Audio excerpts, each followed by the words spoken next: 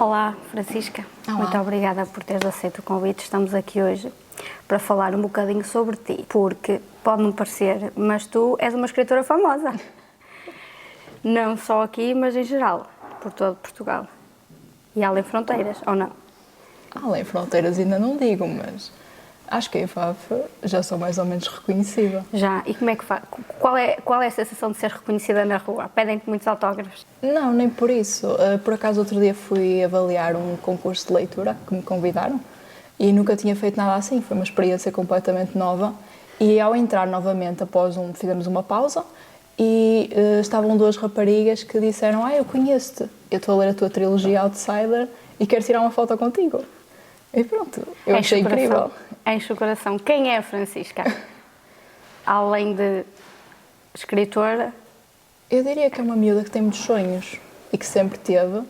É talvez um bocadinho tímida, era mais pró-pessimista, mas entretanto tornou-se uma rapariga mais positiva, que tenta lutar pelos seus sonhos, que tenta fazer a diferença, que tenta sensibilizar as pessoas para o papel da leitura e dos escritores, principalmente dos escritores locais, porque começa-se assim, e depois é que se passa talvez para um panorama nacional. Isto não acontece da noite para o dia, uma pessoa não fica famosa, principalmente no mundo da escrita, de um dia para o outro. É verdade. Como é que foi a Francisca na altura da escola? Eras assim uma aluna muito atinadinha ou eras mais baldas? Deste muito que fazer aos teus pais ou nem por isso? Eu fui um bocadinho baldas, admito, talvez no 6º ano. Mas pronto, eu no 6º ano, por ser tímida, sofri um bocadinho bullying, mudei de escola, acabou por acontecer a mesma coisa, e eu saí mais ou menos para o secundário com a ideia que se calhar a culpa era minha, e na verdade não era. Só que muitas vezes o que acontece nestes casos é que a vítima acaba sempre por levar com as culpas. Sente-se culpada. Exato, eu acho que é muito mais fácil culpar a vítima do que propriamente o agressor. Sim. Não te sentiste apoiada mesmo no meio escolar? Achaste que podiam ter feito mais e não fizeram? Algumas vezes, sim. Eu acho que é mais fácil para um professor talvez puxar a vítima para o lado e dizer-lhe: olha, a culpa é tua, tu é que tens que mudar, do que punir propriamente os agressores. Só que eu, na altura, no 6º ano, pronto, tive uma psicóloga que me acompanhou e que insistiu: pronto, eu acho que devias mudar de escola, acho que devias ir para outro sítio. Eu passei da Carlos Teixeira para o colégio, Fornelos, e fiquei lá para o 3º ciclo e depois, quando voltei ao secundário, voltei ali à secundária, voltei ao público. E depois foi tranquilo? Foi tranquilo, foi normal. Foi normal. O que é para ti normal? Não, tive imensas pessoas que me apoiaram na altura. Quem me incentivou a escrever foi até uma professora de literatura, o Carlos Afonso, que ele também é muito conhecido aqui. Sim.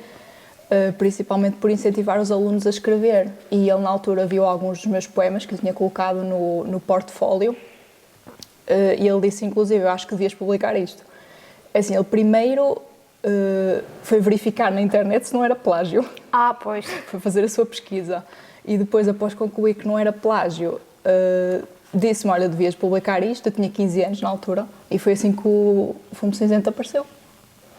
Tinhas ideia, ou seja, foi quando tu publicaste o teu primeiro trabalho, tinhas ideia que era assim uma coisa muito séria ou levaste aquilo mais para a brincadeira? Não tinhas ainda o peso da responsabilidade de ser uma coisa que estavas a publicar e sentiste o peso da responsabilidade ou não? É assim, foi um bocadinho misto, porque eu lembro-me que foram os meus pais, principalmente, que me ajudaram a preparar a apresentação, porque aquilo, para preparar uma apresentação, ainda é um bocadinho de stress. E eu, na altura, acho que não levei aquilo tanto a sério, porque eu era muito tímida. Eu tinha medo de me expor. Ou seja, eu estava a publicar livros, estava realmente a interagir com o público, mas quando chegava à altura de fazer publicidade a mim mesma, parecia que tinha vergonha. E tinha vergonha, por exemplo, de dizer que era escritora, porque tinha medo que me julgassem. Certo, é muito por aí. É. Depois publicas o teu primeiro trabalho. Foi aí que tu percebeste que era mesmo isto que querias fazer? Ou ainda não foi? Com 16 anos uma pessoa ainda é um adolescente, ainda não tem muita maturidade. Ou tu achavas que sim senhor, era isto que eu quero fazer? Eu acho que sempre soube. Eu comecei a escrever aos 12. E desde aí, acho que nunca parei propriamente. Claro que já tive, pronto, as minhas crises em que porque é que eu estou a fazer isto, se vale a pena continuar, se vou realmente algum dia atingir o patamar, o tal patamar nacional que todos os escritores querem atingir. Mas pronto, sempre me incentivei a continuar, a nunca desistir, a continuar a escrever, a publicar também é importante. Porque eu acho que é muito fácil uma pessoa escrever um livro, eu acho que difícil é promovê-lo e publicá-lo, porque quando publicamos um livro, pronto, a escrita é um processo, eu diria que é muito solitário, está uma pessoa, o computador e somos apenas nós a escrever, e depois quando passa para a publicação é quando se dá o corpo ao manifesto, dá-se a cara. É preciso fazer apresentações em frente a várias pessoas, às vezes é preciso também levar com um bocadinho de indiferença das próprias pessoas, mas isso é completamente normal. Porque tu tens que cativar a pessoa a acreditar naquilo que tu estás a tentar vender, por assim dizer, a investir no teu trabalho.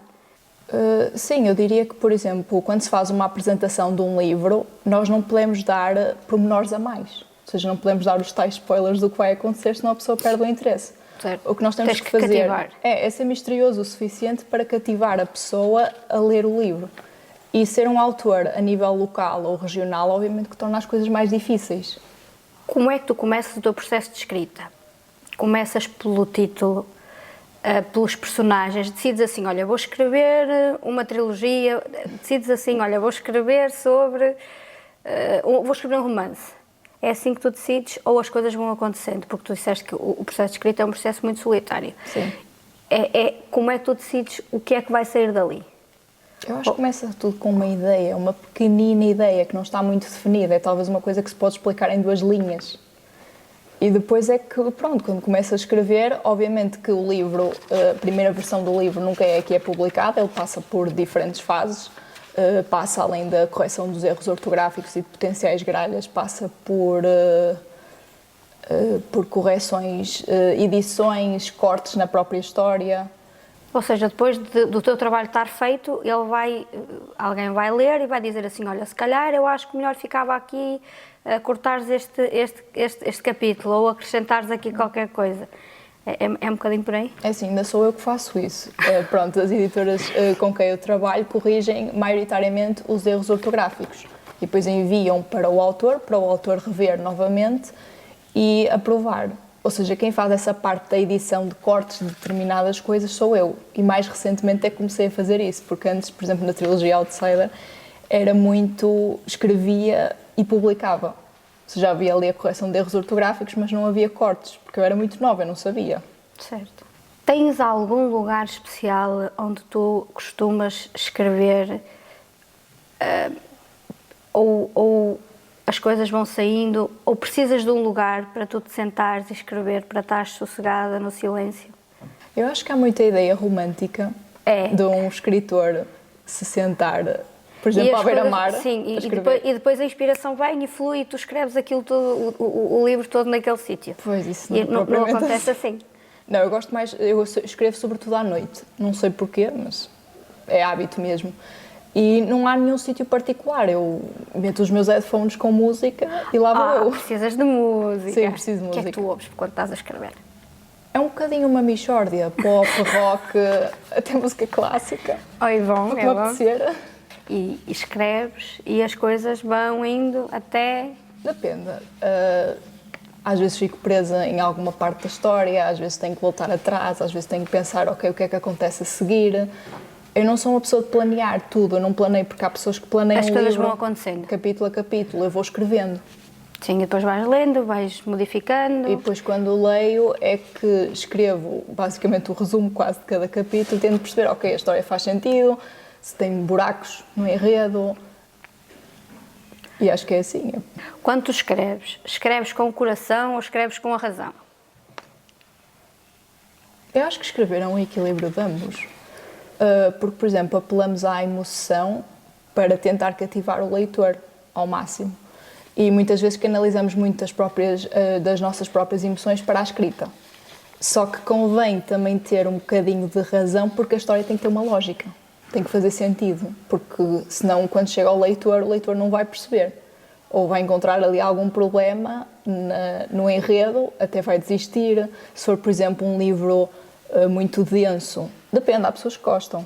Eu acho que para as gerações mais jovens é importante escrever quase como se fosse assim um registro mais fílmico, talvez, em que as diferentes cenas se sucedem. Uma espécie de diário do que se passou durante o dia, ou um bocadinho para exteriorizar os sentimentos, ou não? Não sei se diria diário, pronto, é como se fosse um roteiro para um filme. É uma escrita simples, é uma escrita que apela muito ao lado visual de quem está a ler. Eu escrevo com bastantes diálogos, gosto bastante do diálogo. Gosto também de entrar no espaço mental das personagens, porque acho interessante. É onde, por exemplo, os filmes não conseguem ir a essa parte, ou é muito difícil, enquanto que os livros conseguem perfeitamente entrar nessa parte, saber como é que o personagem está a sentir, quais são as suas ambições, o que é que ele quer fazer. Sim, porque quando nós estamos a ver um filme, nós estamos a ver, e quando estamos a ler, ele tem que descrever, ou através de diálogo, ou o narrador, qual é o sentimento, se está a chorar, se não está. Sim, as descrições, por exemplo, também convém que seja uma descrição rica, para o leitor com quase muitos detalhes. Que está, sim, quase que está dentro da história. Como se estivesse a viver lá. Sim, exatamente. Quando tu decides que queres viver disto, os teus pais não ficaram assustados? Não tiveram receio de que, se calhar, não era o melhor caminho? Eu acho que qualquer pessoa... Não idealizaram um futuro, normalmente os pais idealizam, Sim. projetam um futuro. Olha, eu queria que tu fosses esta profissão, queria que tu tivesse esta profissão. Não aconteceu mesmo contigo? Assim, o meu pai, a dada altura, queria que eu fosse para Direito. Olha que bem. Só que eu nunca me identifiquei. Pronto, eu gosto de ler, mas não é legislação, não é leis. Mas eu acho que tu és muito apaziguadora da forma como tu falas e como tu respondes e como tu escolhes as palavras. Eu sou mais incendiária, gosto de pegar fogo a tudo. E é mais com o sentimento, com a emoção, aquilo que está na hora. E tu és mais apaziguadora. Tentas apaziguar as coisas e o equilíbrio. Achas que é assim ou não? Eu tento ser um bocadinho mais calma, talvez. Não... Eu acho que não sou muito dada ao conflito. Não. Eu não gosto de conflito, eu evito o conflito. Eu fujo do conflito. Podias ir para jurista. Fazer leis para...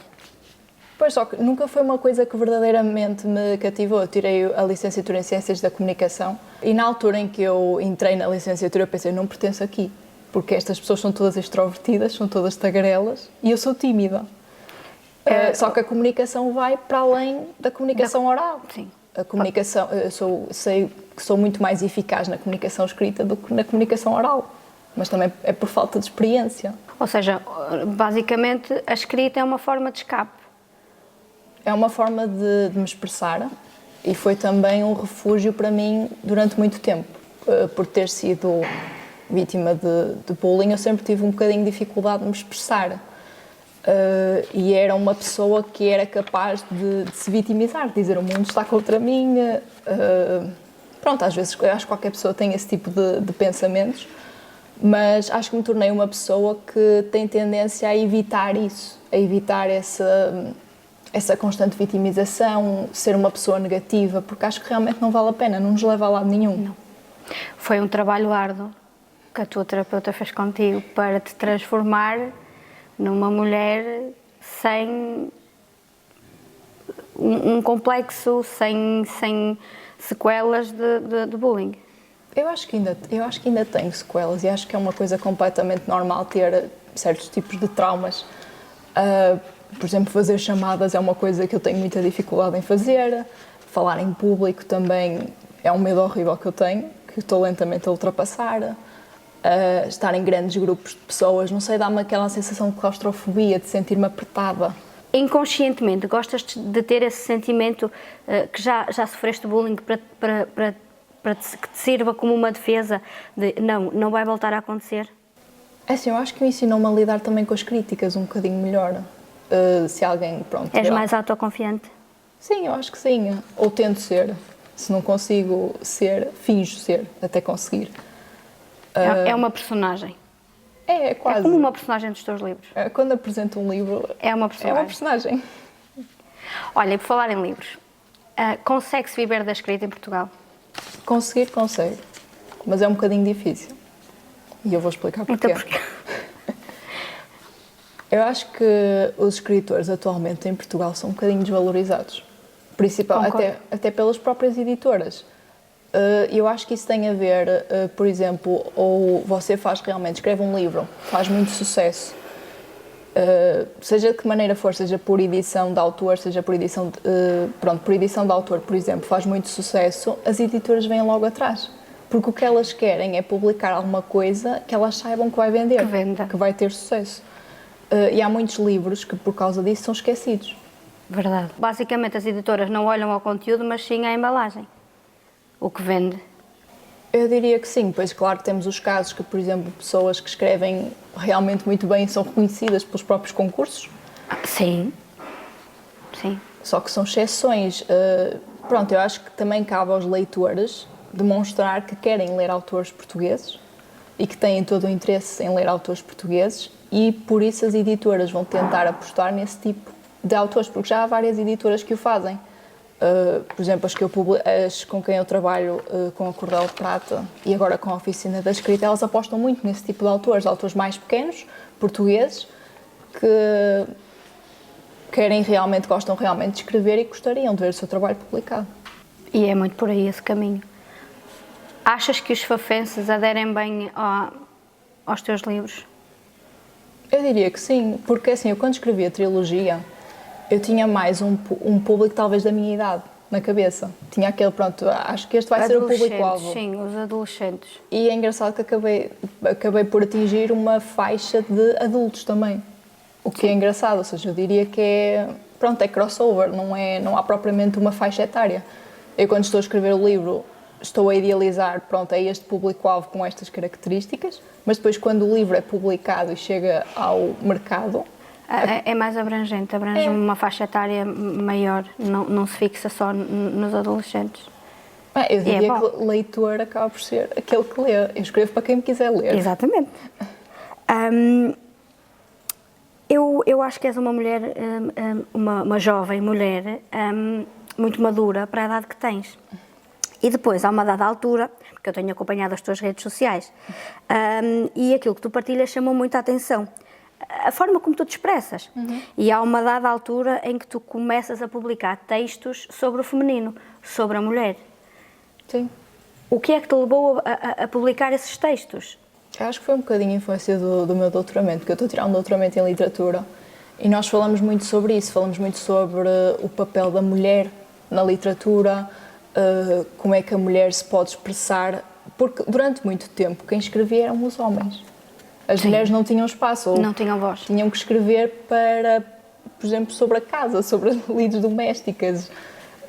Por exemplo, uma mulher não podia escrever sobre a guerra, apenas um homem podia fazer, porque uma mulher na altura não experienciava a guerra, só que experienciava de uma forma diferente. Eu acho que, enquanto mulher, eu gosto de me sentir representada, eu gosto de ir a um evento e ver outras mulheres que escrevem.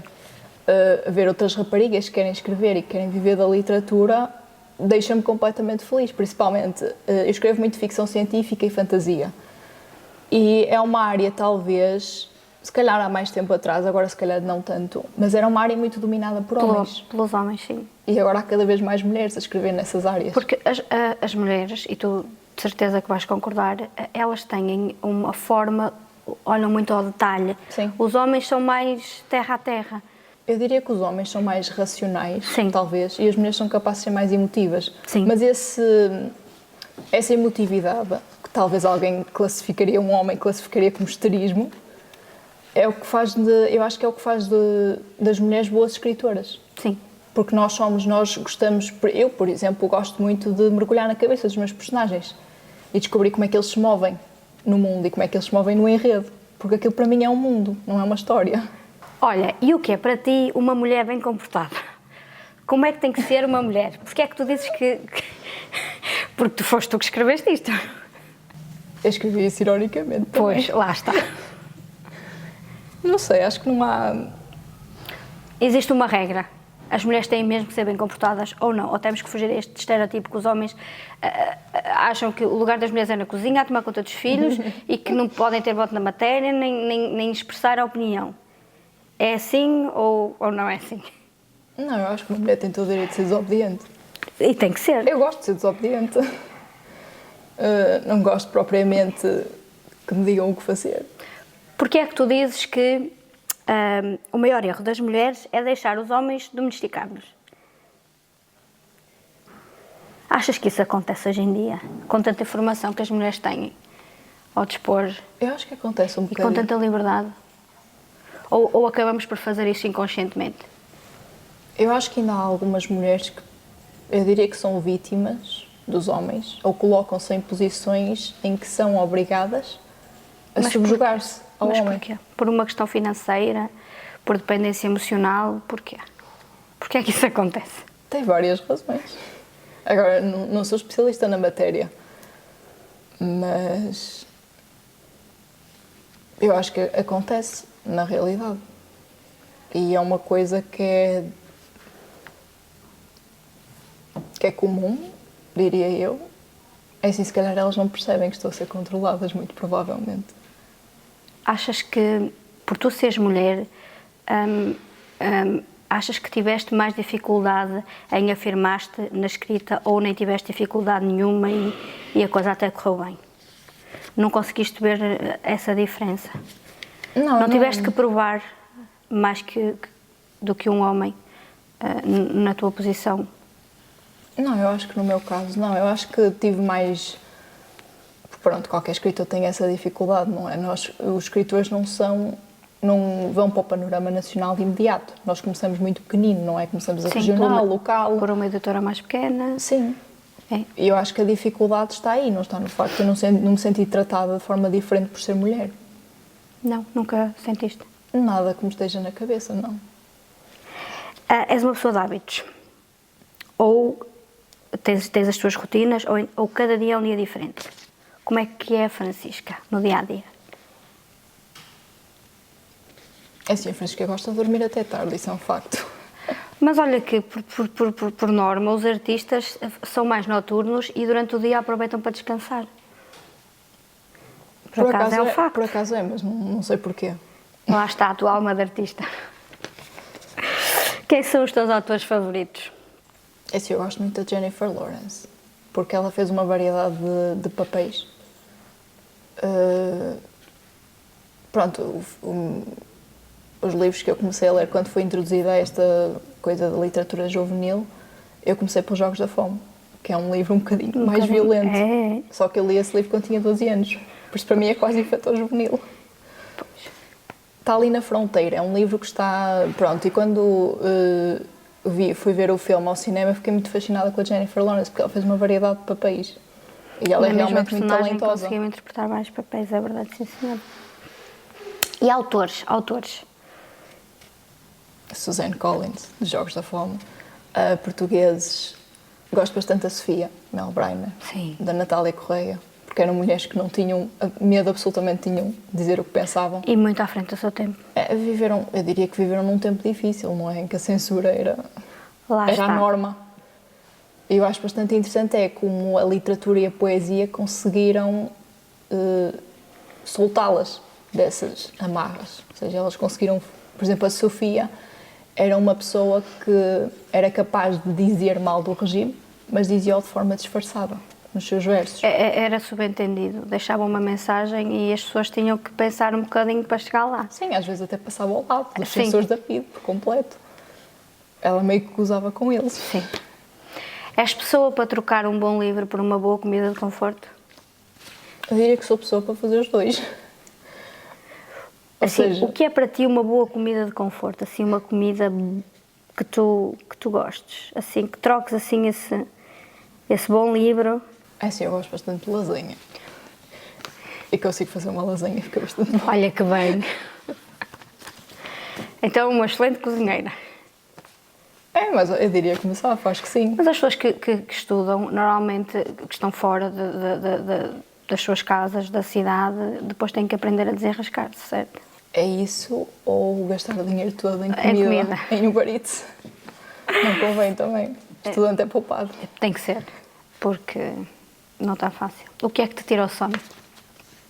Talvez o estado atual da humanidade. Eu acho que nós temos muita tendência a não termos empatia pelo próximo. E isso vê-se, por exemplo, muito nas redes sociais, com pronto, as pessoas destilam ódio gratuito. E acho que por trás de um ecrã é realmente muito fácil ser uma pessoa rancorosa, ser uma pessoa má. Pronto, eu acho que estamos a perder um bocadinho ao perdermos a nossa empatia, a nossa capacidade de nos relacionarmos com o outro, estamos a perder a nossa humanidade. Eu acho que a literatura é muito importante nisso, porque coloca-nos em contacto com o outro. Com o sentimento do outro. Também. Achas que é por aí, porque as pessoas se escondem-se atrás de um ecrã, que existe esse sentimento de impunidade? Eu acho que sim. É assim, eu diria que é muito mais fácil insultarmos uma pessoa por trás de um ecrã do que cara a cara. Mas essas pessoas a fazerem essas coisas não são corajosas, são... Não, tecnicamente, é assim, elas acham que têm coragem. Sim, mas no fim... Não... No fundo são medricas, porque muito Pois. provavelmente falta-lhes alguma coisa ou não olharam bem para elas próprias e então estão a castigar o outro que se calhar é feliz, se calhar é genuíno, é verdadeiro a ser quem é. Do que Epá. apontar o dedo. É Sim, muito feio. Sim. Costumas apontar o dedo a muitas pessoas? Eu diria que não, mas pode haver pessoas que já se sentiram ofendidas com o que eu disse. Mas é assim, normalmente quando digo alguma coisa tento ser o mais verdadeira Sim, possível. porque tu és, quando falas, tu tentas medir bem as palavras que dizes e és mais conciliadora. Não é tanto de apontar o dedo. Eu acho que penso muito antes de falar. Sou daquelas pessoas que não diz a primeira coisa que me vem à cabeça, passa por um filtro para ter a certeza que não vai magoar ninguém, não vai arranjar conflito. Novinho, prestas-me o teu filtro. Foi sempre isto que tu quiseste para a tua vida? Poder viver da escrita? Apesar de que já me disseste que em Portugal é muito difícil poder-se viver unicamente da escrita. Sim, até porque se for ver, a maior parte dos escritores têm outra profissão, ou são jornalistas, ou são médicos, ou são professores, vêm sempre de uma outra área, que às vezes nem tem nada a ver. Mas sim, foi sempre isto que eu quis, foi publicar e talvez um dia viver da escrita. Só que, claro, é muito trabalho, é muito esforço, também muita tristeza às vezes. Sim. Certas crises de será que estou a fazer... É um trabalho muito solitário. Escrever é solitário. És daquelas pessoas que tens muitos amigos ou é só aquele grupinho ali? Eu diria que tenho um grupo restrito, é assim, eu não me dou muito bem com muita gente. Uma mesa cheia de, por exemplo, 10 pessoas, 15... Já é muito? Para mim já é muito. Tem que ser poucas. É poucos, mas bons. Exato, é poucos, Desde mas que bons. sejam boas pessoas e sejam bons para mim, está tudo bem. Mas são amigos daqueles que tu podes contar ou não? Sim. Sabes que uma altura eu tive um conhecido, eu acho que já disse isto, que virou-se para mim e disse-me que era bom que, se eu tivesse um bom amigo, um único amigo, que os amigos são como diamantes.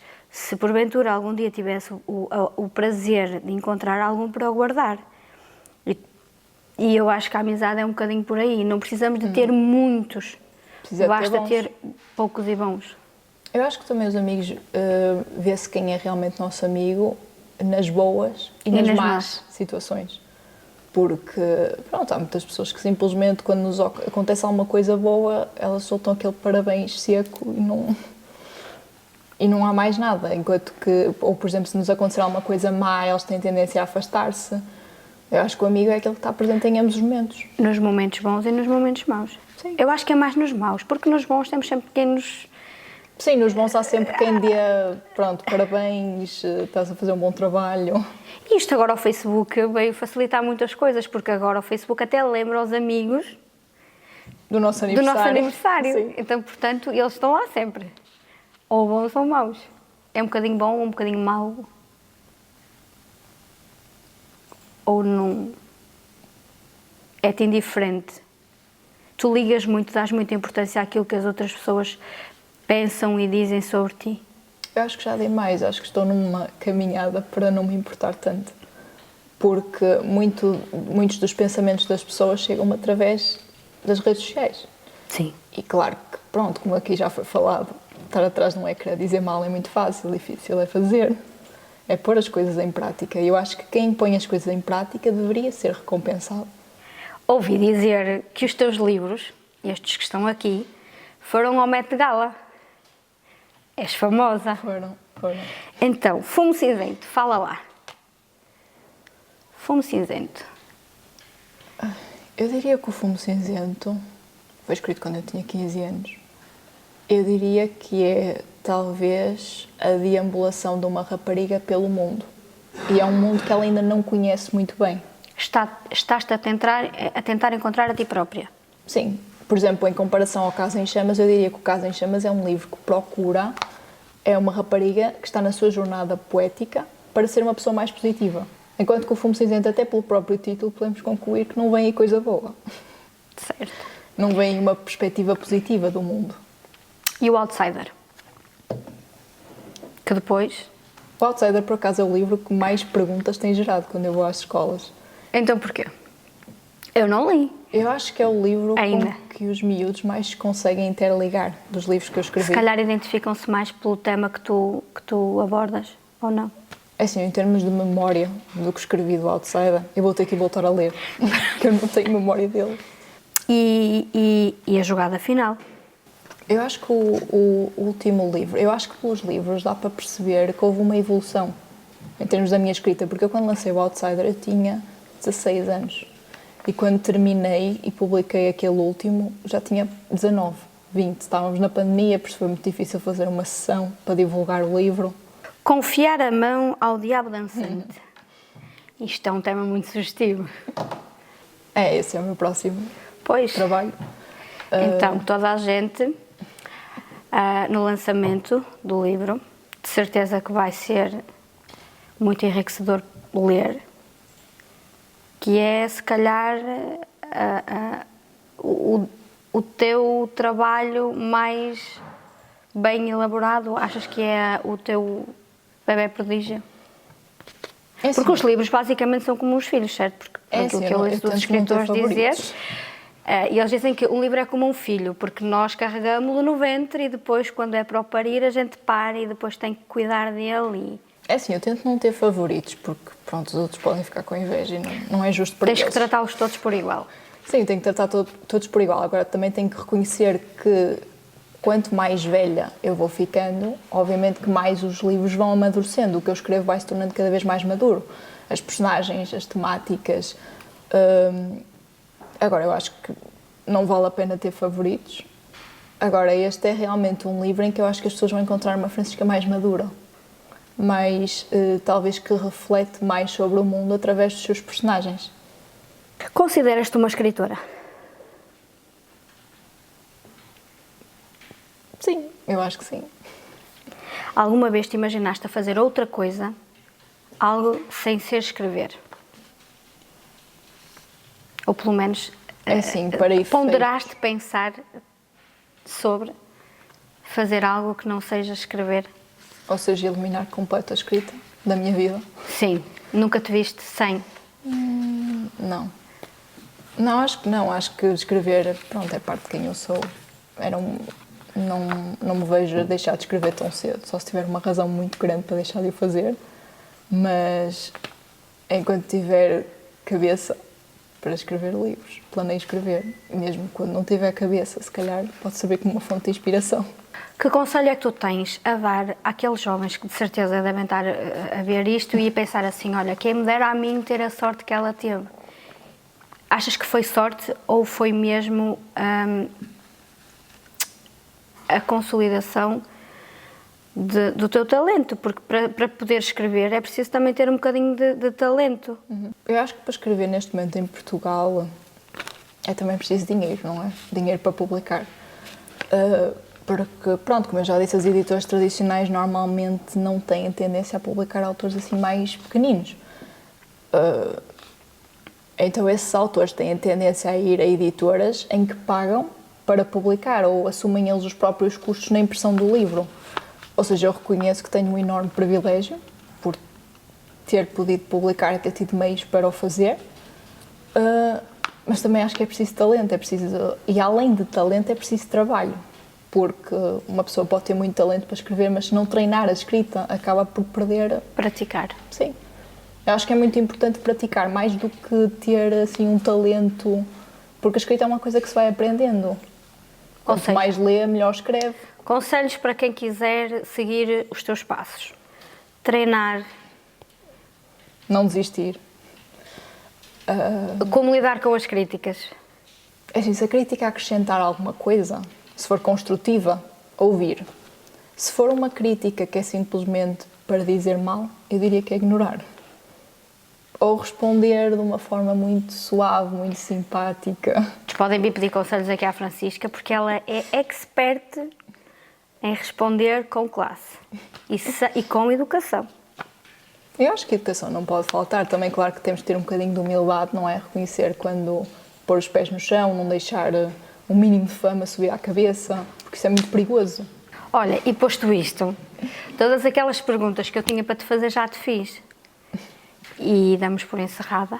Agradecer-te mais uma vez. Agradecer também à vereadora Paula Nogueira por ter disponibilizado a utilização do espaço, que é a Biblioteca Municipal. Muito obrigada, Francisca. Nada. Foi um prazer.